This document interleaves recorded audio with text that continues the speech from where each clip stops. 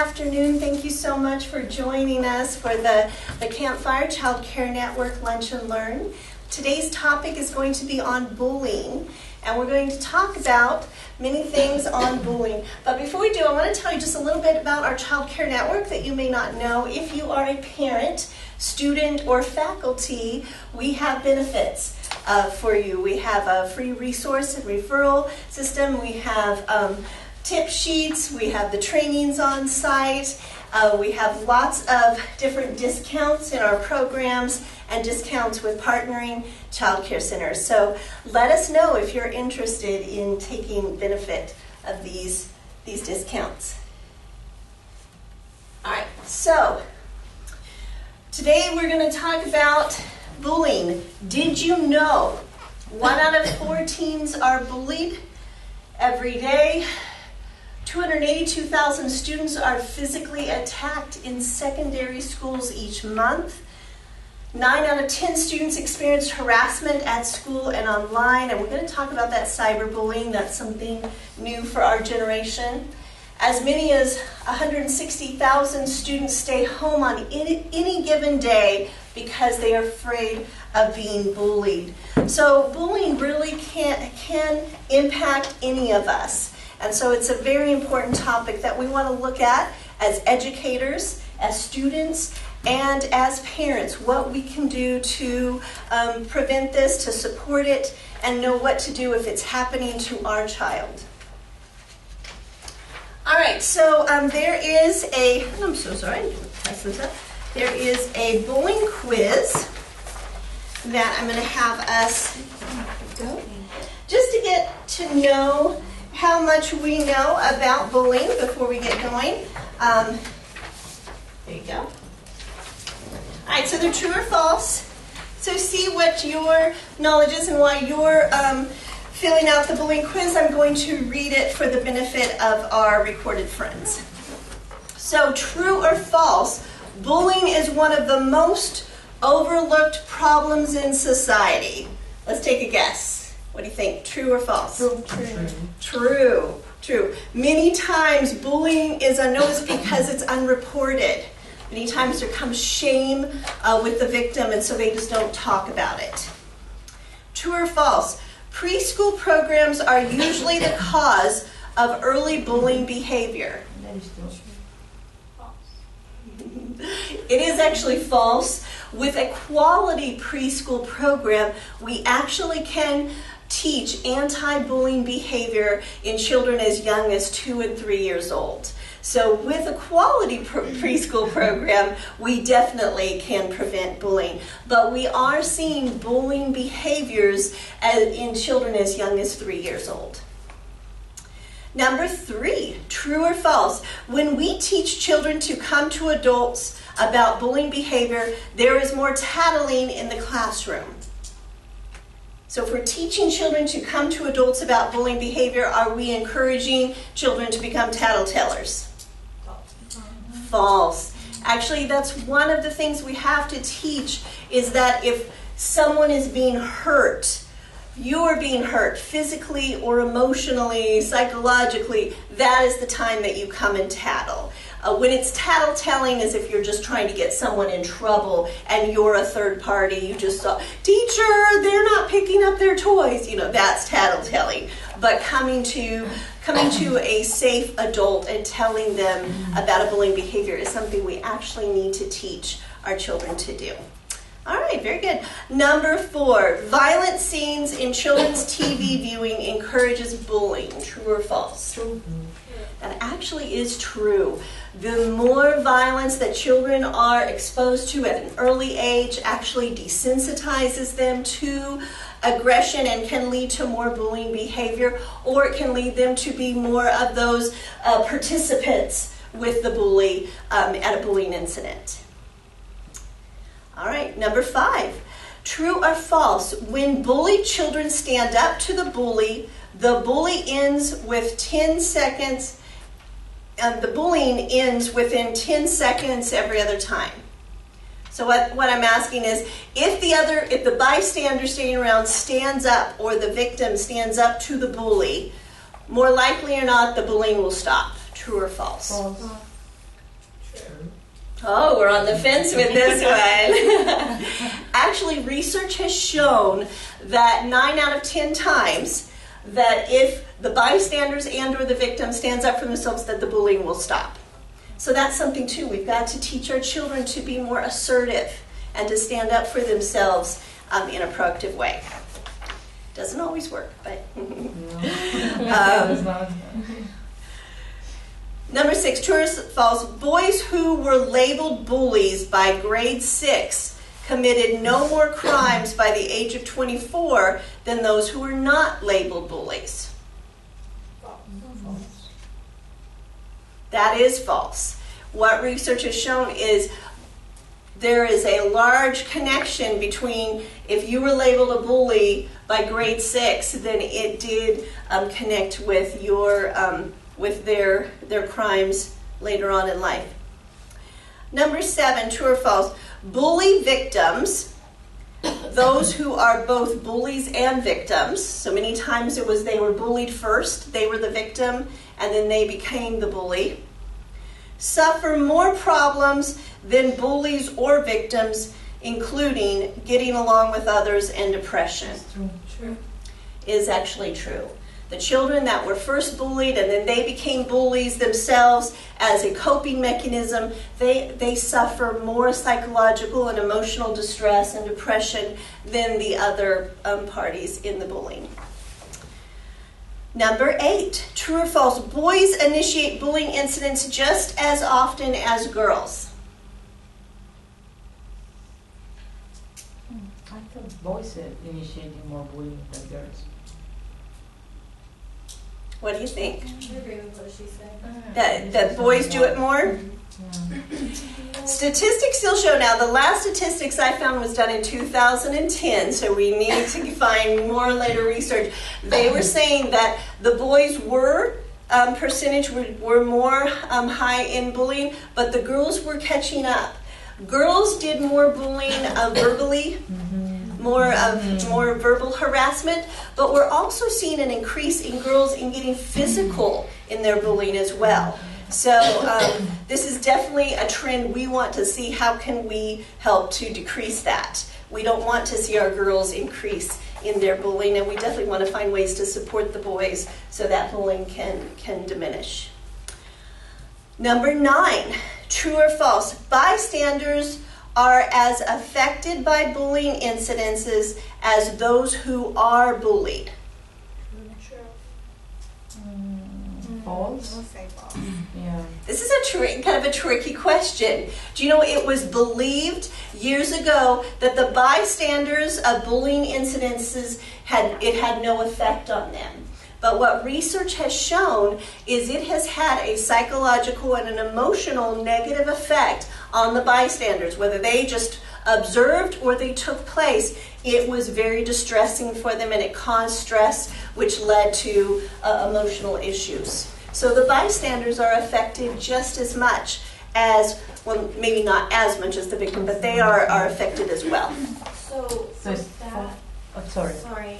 so with that, I think it would be like because they're like taking in what the bully's saying too, or just because they feel guilty for not helping? It could be many things. It could be they feel guilty later for laughing with the bully or taking part with the bullying behavior. It could be that they felt helpless standing there. They didn't know what to do. And that feeling of helplessness is very distressing for them. Also, maybe they do feel guilty later that they didn't stand up and say something. So there's a variety of reasons, but it does cause high levels of stress and emotional distress. All right, so everybody that is a part of the bullying can be affected in a negative way. Number 10. Bystanders are present 85% of the time when bullying occurs. True. That is true. What we found actually is most bullies will not bully if there's not an audience to support them, to make them feel powerful, to make them feel have that attention that they're wanting. And so if we can take away the audience, help give the bystanders that assertive power to walk away or stand up or take the victim's hand and say, we don't have to stay here for this, and move along, then more likely than not, that bullying incident will go away. All right, number 11, boys and girls are equally likely to be victims of bullies. True. It's pretty close, but they're showing now that boys still are the highest number of victims for bullying than girls are. Now, boys are still the higher victim for physical and emotional bullying. Girls are pretty close still, but they are still the highest victims for the emotional and than the physical bullying. Number 12, true or false? Children say they would never join in bullying someone they didn't like.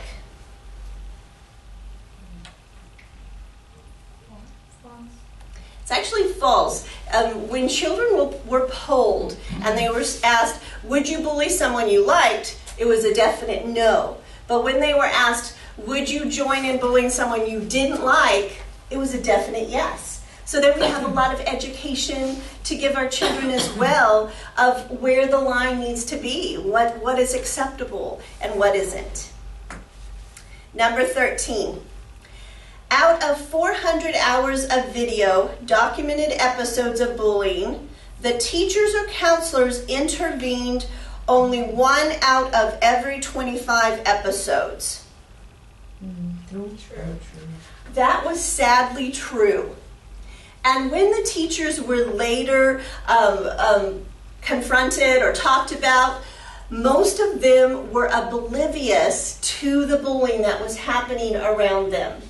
So we can see that many times bullying goes unnoticed, unreported. It's happening within sight, but there's so much other things going on. The teachers are unable to keep track of everything on the playground. So, and they did find that bullying, the highest percentage of bullying incidents happen on the playground. So if you're a teacher, a teacher, give them a big heads up. That's our biggest area that we need to keep a high alert on. And last but not least, number 14, boys are more likely to physically bully, while girls are more likely to verbally bully. That is true. Though there is an increase, the girls are catching up. All right.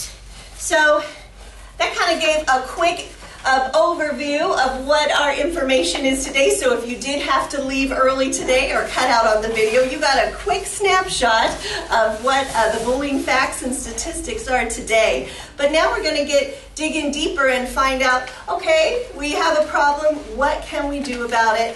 What are some things that we can understand about bullying? And first we need to know what the different types of bullying are. The one that's the most well-known is the physical type of bullying, which is hitting, shoving, kicking, that type of stuff.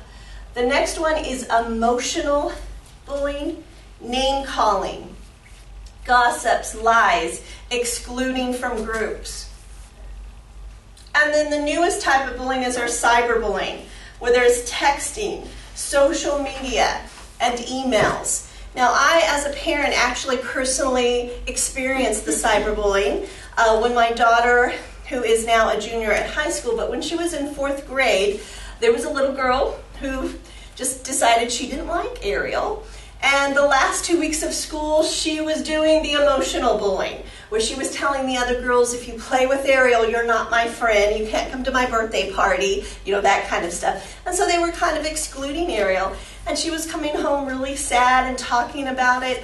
And so I was encouraging her to talk about it. I was talking to her about ways that she could, be friendly to her bully, ways that she could be friends with other girls.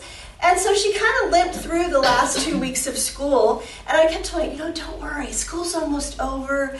Next year will be a new year. Everything will be great. But over the summer, this little girl then took the emotional bullying to the cyberbullying. And she continued to keep it going through the Facebook, through the different things, so that when school started, it was the first week of school. Ariel comes home and she's crying. This is my daughter who loves school. She doesn't want to go back to school. And as a mom, that was just breaking my heart.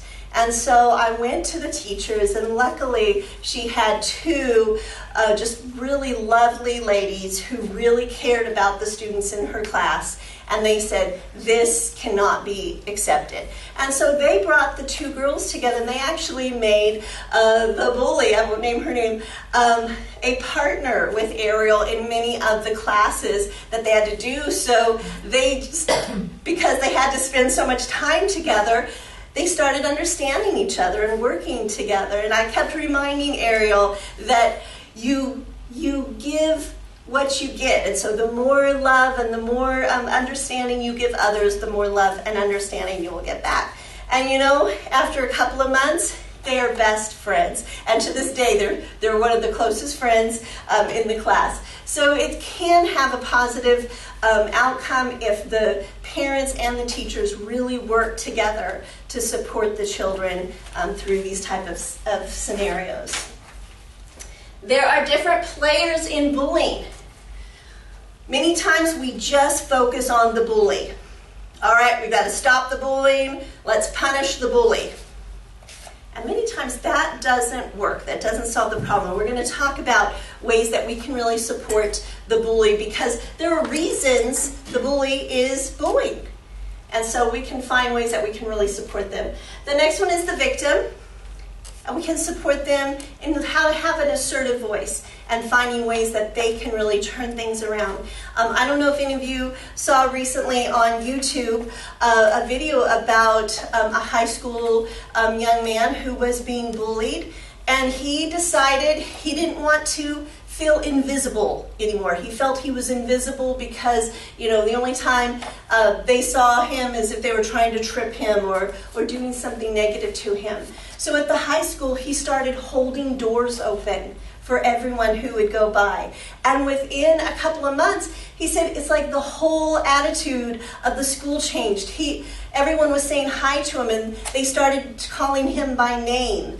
And then he saw other students holding doors open and doing nice things for other students. And at the end of that school year, they voted him as the prom king at the school. And so we can empower our students to really make a negative incident turn into something positive, to show the other people in their lives really what a wonderful, true person they are. We talked about in that quiz the third person, the bystanders, and how it can really negatively impact them as well. So we're going to talk about how we can support them.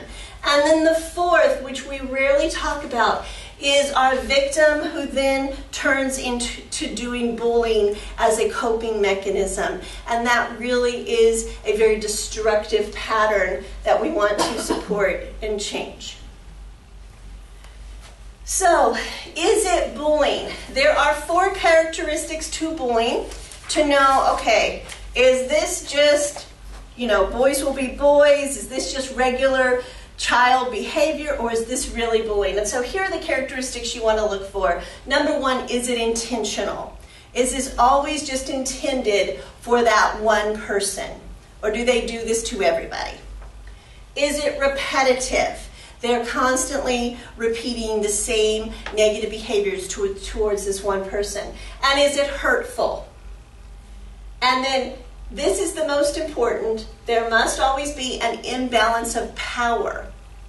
And it's a perceived power sometimes with students. This is the most popular child, or they have a following of bystanders with them. What is they're the oldest or the largest in the class. So what kind of imbalance of power is there that can really make that? So if you don't have all 4 characteristics in the behavior, then it cannot be considered bullying.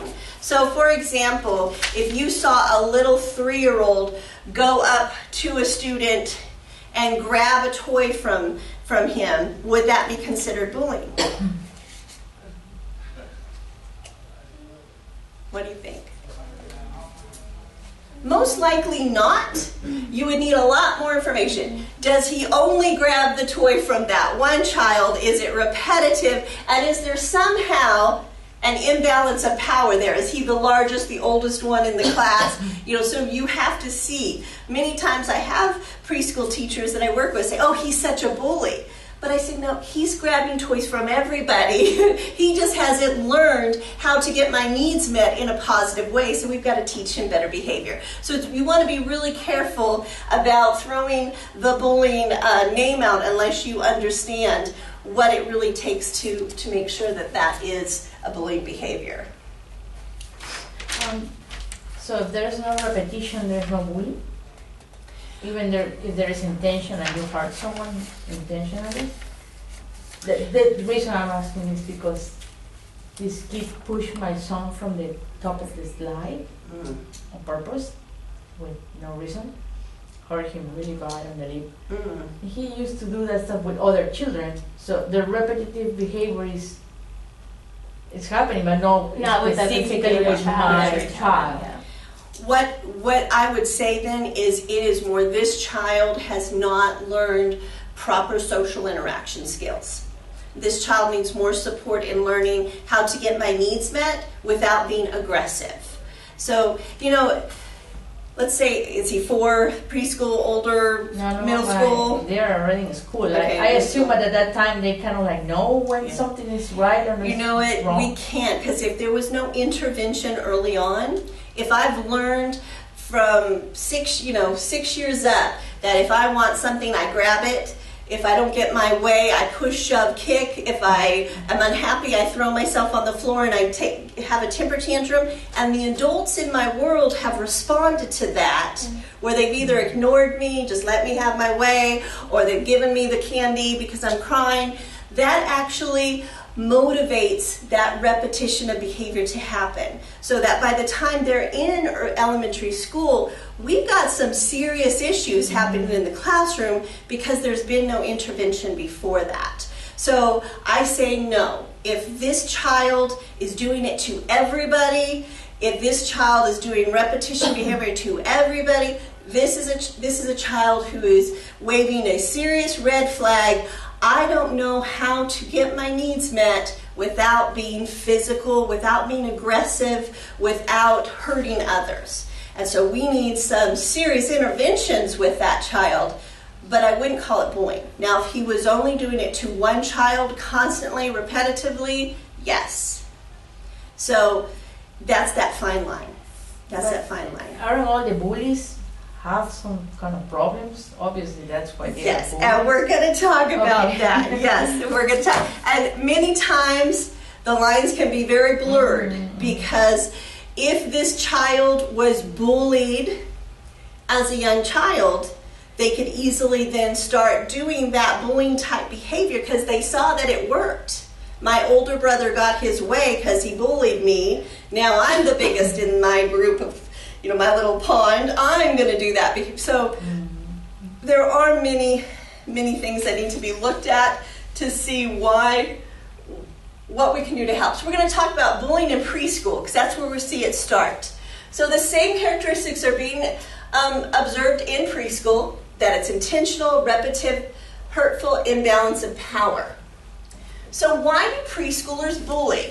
If anyone's familiar with the Piaget's social learning theory, to be bullied, to bully, or to be bullied, right? So I'm learning how to function in my world by the way that I'm treated. And so if I was bullied, modeled by parents or caregivers, unwittingly, teachers and parents can be modeling bullying behavior in some of the guidance techniques that we do. All right, so 2 children are fighting over a toy. If you're not going to share, I'm going to take this and put it on a high shelf. All right, so what was the underlying message I just told this child? That if you're bigger and stronger and have more power, you can take things. I just bullied as a parent and as a teacher. I didn't teach that child what to do, how to learn new skills. If I want the same toy as my friend, what do I do? How do I learn how how to negotiate? How do I learn to interact in a positive way because the parent or the teacher in my life just grabbed it out of my hands? So many times we unwittingly are teaching the opposite of what we really want to teach. So it could be modeled. Also, if in the home there is a parent or an adult who is bullying the other parent, that's being modeled to the child.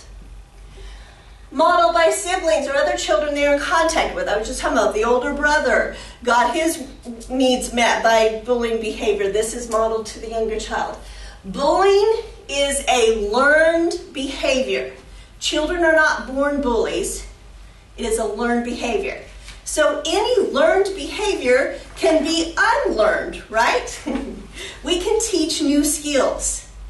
There is a why behind the bullying behavior. It's getting a need met.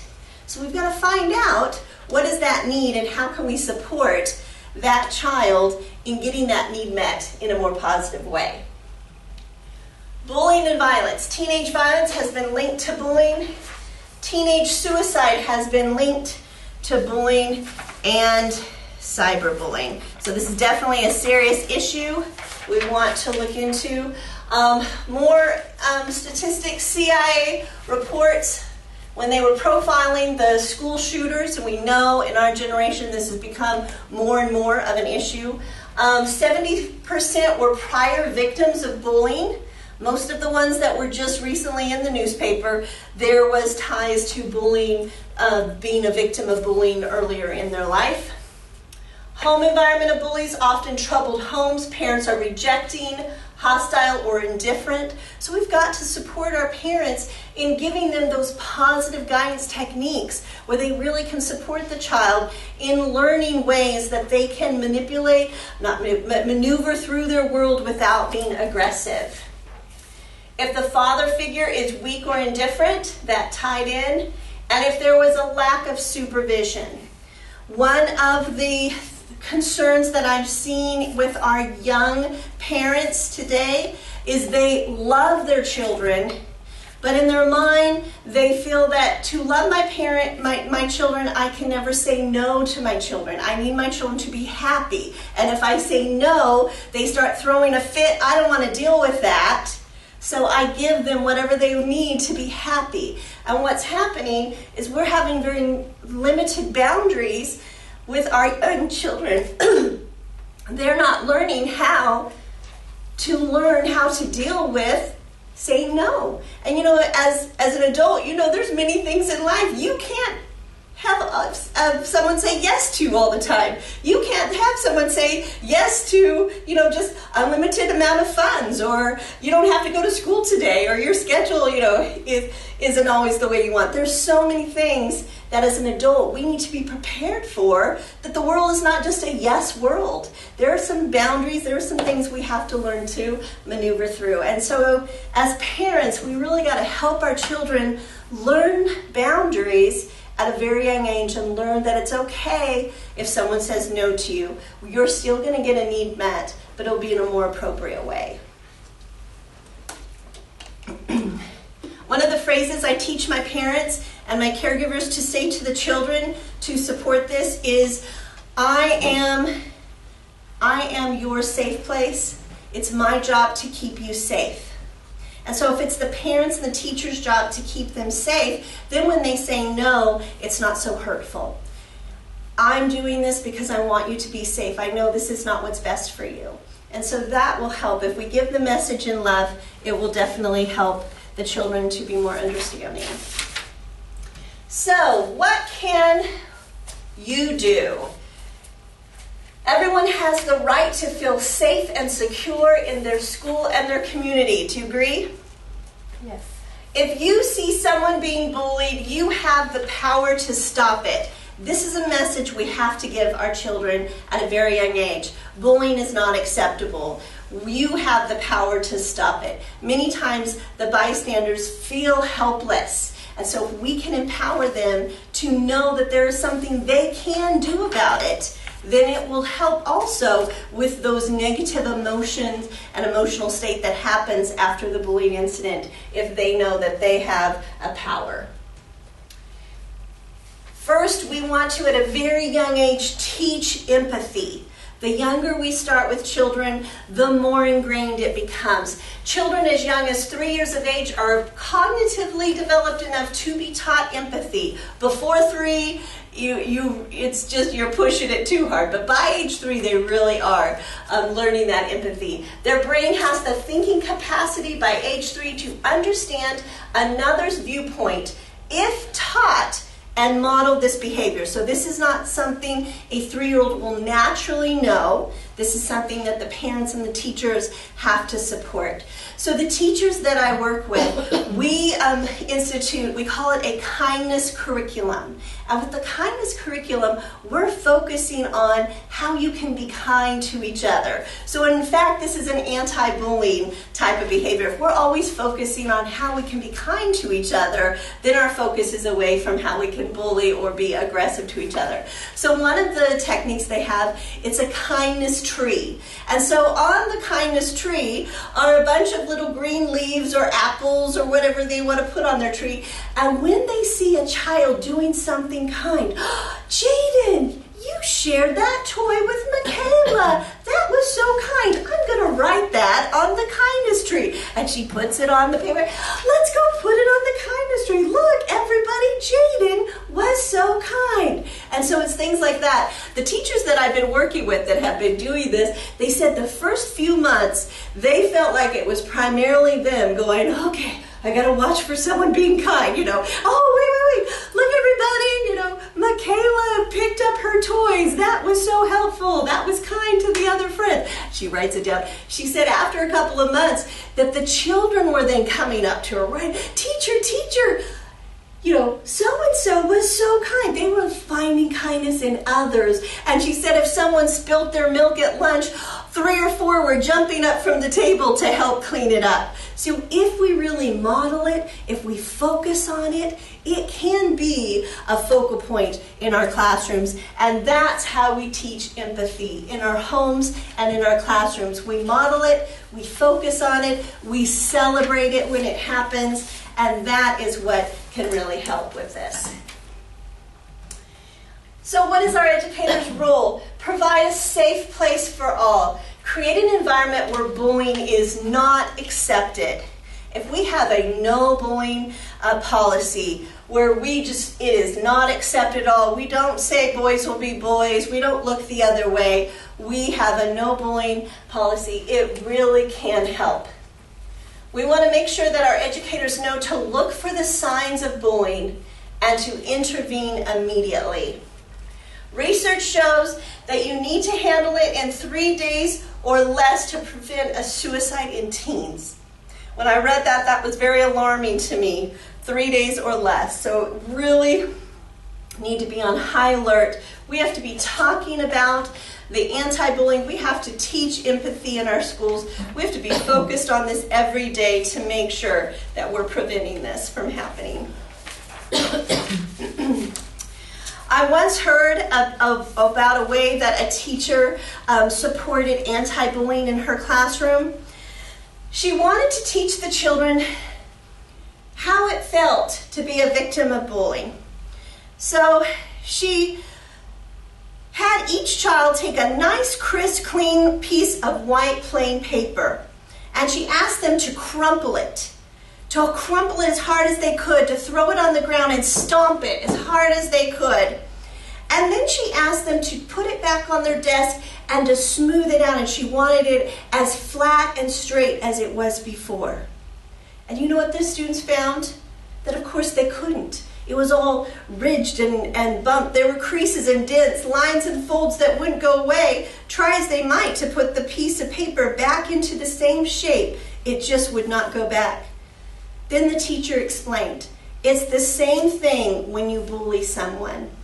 When you speak hurtfully to someone or shove them or steal their money or force them to do things that you force them to do things for you that they don't want to do, it's as if you are crumpling them up like this piece of paper. They will never be the same. They will bear the marks and scars of your bullying for the rest of your life. What a powerful visual that teacher gave those students that day. And so we can have an impact on the children that we work with every day in helping them to see that our words can hurt, that our actions can hurt others, and we never want to do that. Also, as an educator, we can provide support to the child and the parents as needed. We want to make sure that we are that support group for the family. We want to create an action plan to work with the parents and parties involved. As an educator, we can't just hope it will go away. Bullying typically doesn't go away on its own. If unchecked, it will only grow. We want to investigate. We want to talk to all parties involved. And we want to provide a support group, a listening ear for all parties involved. Now, what about for the parents? Many times they feel helpless, whether you're the parent of the bully or the parent of the victim or the parents of the bystanders, you feel helpless. Parents of a bully, the child learned this behavior from me, so I'm feeling a lot of guilt right now. Many times parents also are in denial. They don't want to admit that their child did this because then it may have a negative reflect on me.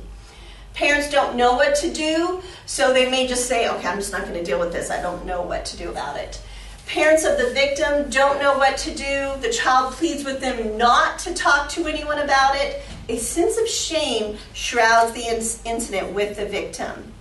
So we want to be sensitive to that, but know that keeping quiet about it is not the answer. My daughter at 4th grade did plead with me, don't say anything. I didn't listen.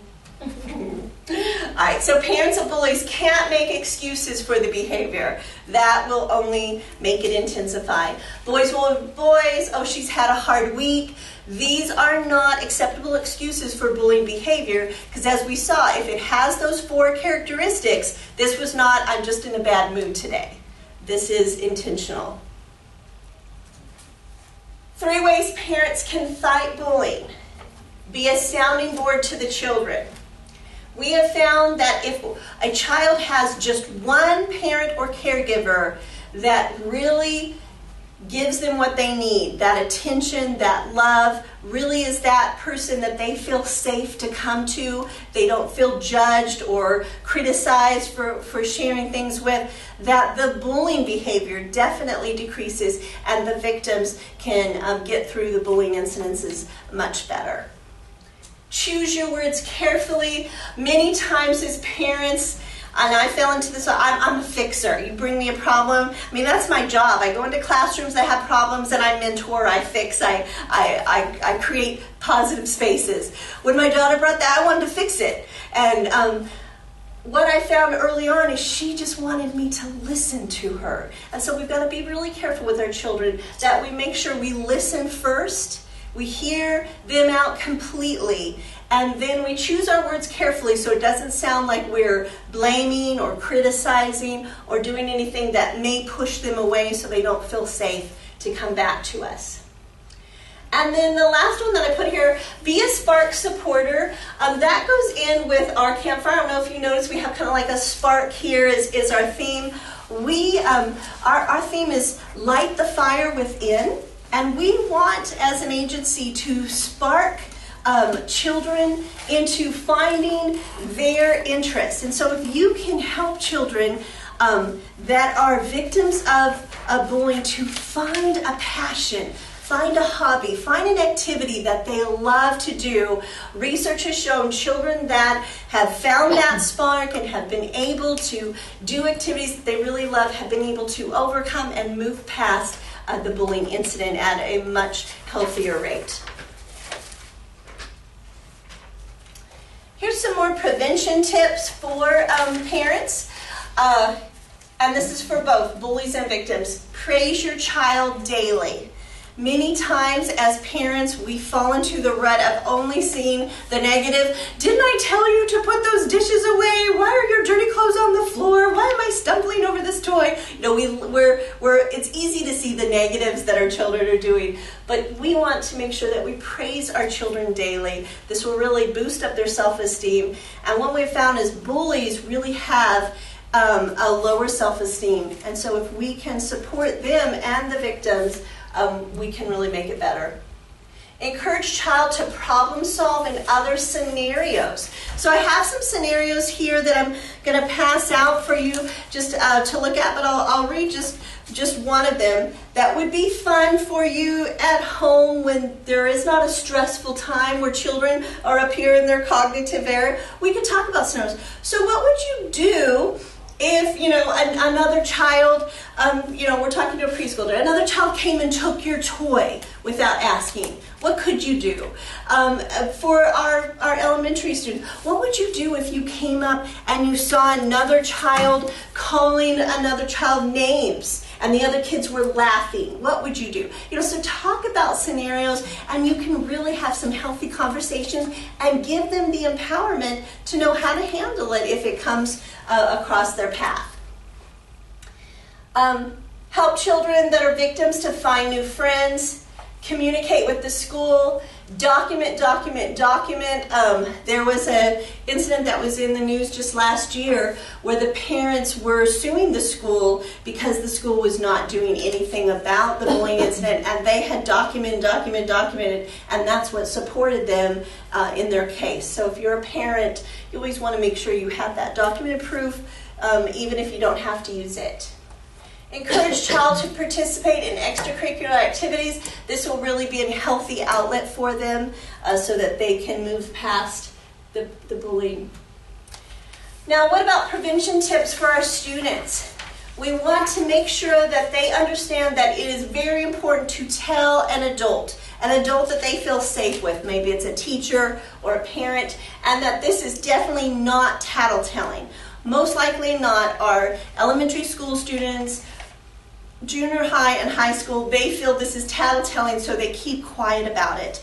And even the bystanders keep quiet about it, and then they let that guilt or those negative feelings fester and grow, and it really has a negative emotional effect on them. We want to make sure we have constant open communication with our children, conversations.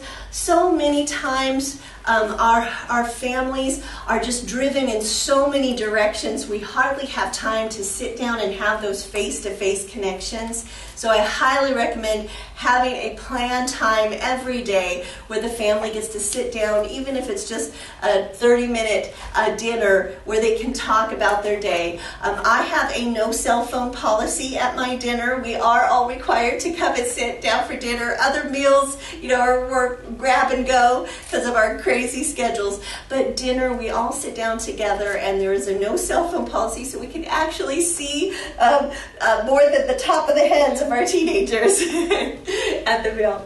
But that helps to open up communication and talk about, and have conversation starters like, what was the best part of your day today? What was the worst part of your day? Was there anything fun that happened? Did you meet a new friend? Did you do something that you enjoyed today? Ask them open-ended questions that will really help them to open up. Help your students to understand that they can act confident. And research has shown that the more confident the victim and the bystanders respond to the bully, that the higher the percentage that the bully will stop and walk away.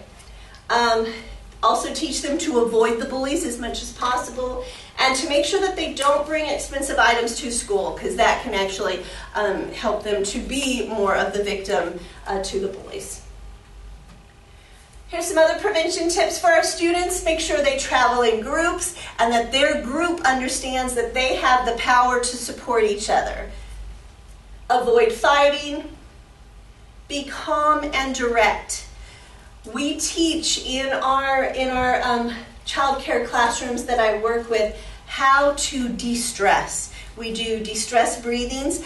We do it in a playful manner so that it supports the children's growing. But one of our de-stress breathings is the balloon, where we pretend we're a balloon and we go, oh.